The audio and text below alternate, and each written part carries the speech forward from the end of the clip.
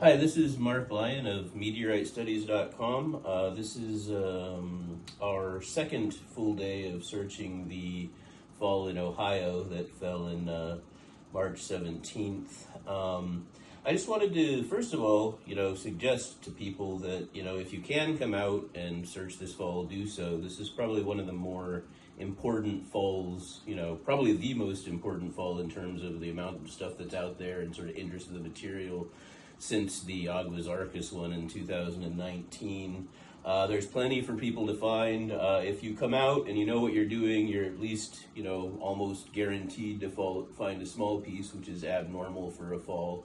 It's actually kind of funny because it fell, only a couple weeks after the fall in Germany, and just now there's been a fall in Texas, which is actually so abnormal for so many falls to be happening all at once, so people have to go fly and hunt in all these different places.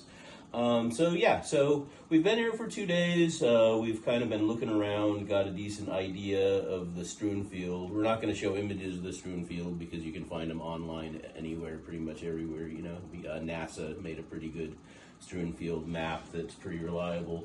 But we just want to say a few things. First of all, anybody who's heard anything about meteorites being magnetic and searching with meteorite sticks, usually great idea. In this case, this meteorite turned out to be an achondrite, which means it has very low metal content, so not at all magnetic, so you might as well keep your metal detectors and meteorite sticks at home.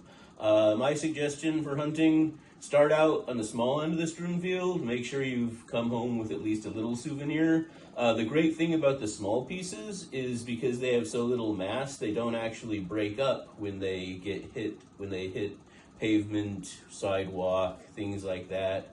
So you don't necessarily always have to be searching in the tall grass all the time. Come on, find a couple, here's an example of a little tiny piece here. And these are the ones, there's thousands of them. You can find, a couple of those pretty easily.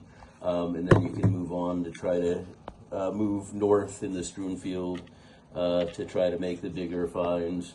But even these small ones, have been selling for, $500, $800. So finding one of those is not nothing. Not suggesting you should necessarily sell them, but, it can at least help fund your trip to, sell a few of those. Very muddy ground, a lot of it. So if you're looking for the larger pieces that, make a lot more of an impact, you're looking for holes to some extent more than you're looking for meteorite. And unless you're pretty experienced knowing what a meteorite hole looks like as opposed to a hole from some animal you don't want to shove your hand down, you again might want to start off with looking for the small ones.